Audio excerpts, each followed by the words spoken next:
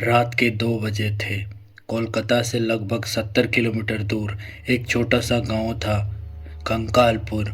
लोग कहते थे उस गांव में आधी रात के बाद किसी भी घर की खिड़की पर अगर 3 बार खटखट की आवाज़ आए तो कभी जवाब मत देना, क्योंकि वो इंसान नहीं होता, वो होता है वापस आया हुआ। अर्जुन एक 27 साल का जर्नलिस्ट सुपर नेचुरल स्टोरीज पर बिलीव नहीं करता था। उसका काम था मिथ एक्सपोज करना। एक दिन उसे एक अजीब ईमेल मिली। कंकालपुर में एक लड़की को अपना पिछला जन्म याद है, जल्दी आओ वरना वो फिर मर जाएगी। अर्जुन हंस पड़ा। टिपिकल विलेज नॉनसेंस, वो बोलने लगा, लेकिन क्लिक्स के लिए परफेक्ट स्टोरी थी। अगली सुबह वो अपनी कैमरा टीम के बिना अकेला गांव पहुंच गया।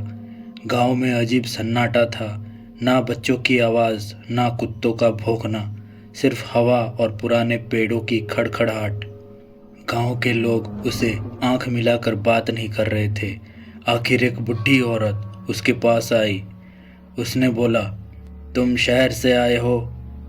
हाँ। रात होने से पहले चले जाना। उसने पूछा, क्यों? औरत का चेहरा सफ़ेद पड़ गया। उसने बोला, क्योंकि इस गांव में मौत के बाद लोग जलते नहीं, लौट आते हैं। अर्जुन ने उस बात को सीरियस नहीं लिया। उससे उस लड़की के घर ले जाया गया। लड़की का नाम था मीरा, उम्र सिर्फ 11 साल। वो कमरे के कोने में बैठी दीवार पर उंगली से कुछ लिख रही थी। अर्जुन ने पूछा, तुम्हें अपना पिछला जन्म याद है? मीरा धीरे से उसकी तरफ मुड़ी।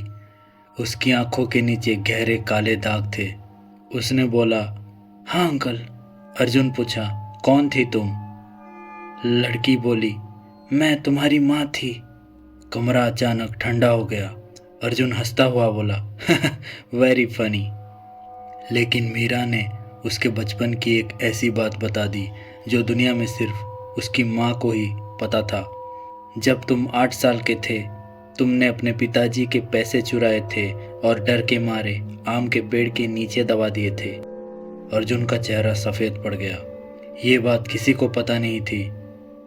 उसने पूछा, तुम्हें कैसे पता? मीरा धीरे से मुस्कुराई और बोली, क्योंकि मैं तुम्हें बचपन में बहुत मारा करती थी।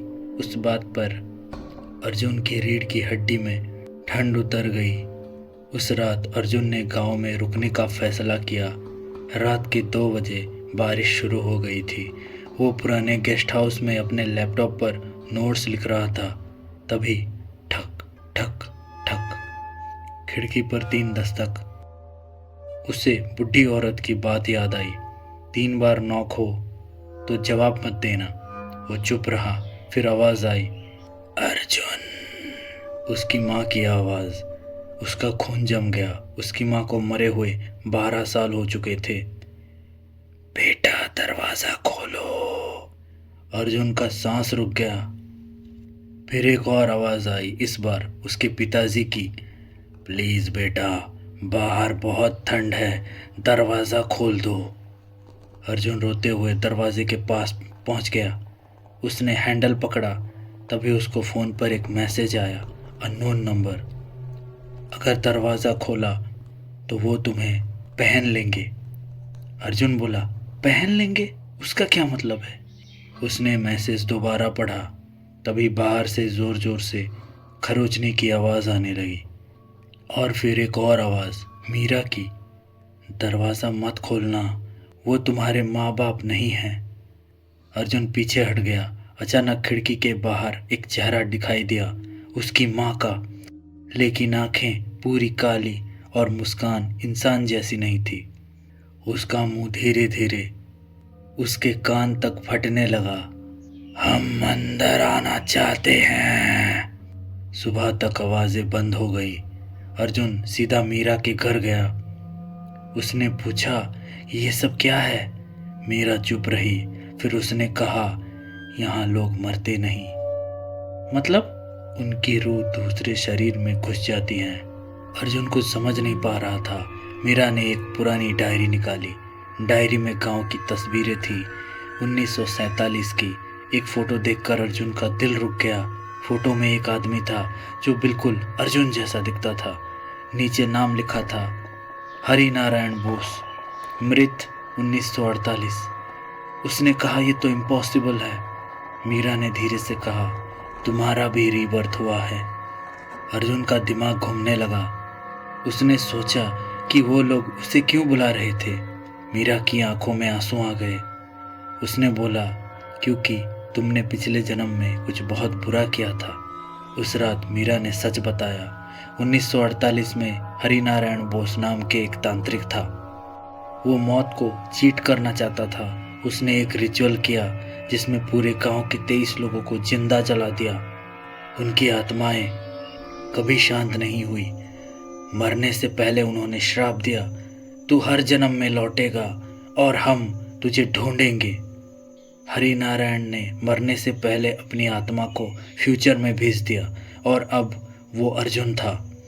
अर्जुन पैनिक में गांव छोड़ने लगा, लेकिन स्टेशन पहुंचते ही उसने देखा सारे लोग उसे घूर रहे थे, बिल्कुल बिना पलक झपकाए।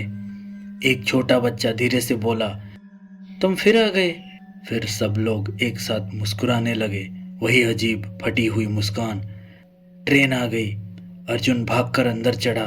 ट्रेन चल पड़ी। उसने चैन की सांस ली। तभी सामने वाली सीट पर बैठी एक औरत ने अपना चेहरा उठाया। वो उसकी माँ थी। काली आंखें, सिली हुई गर्दन।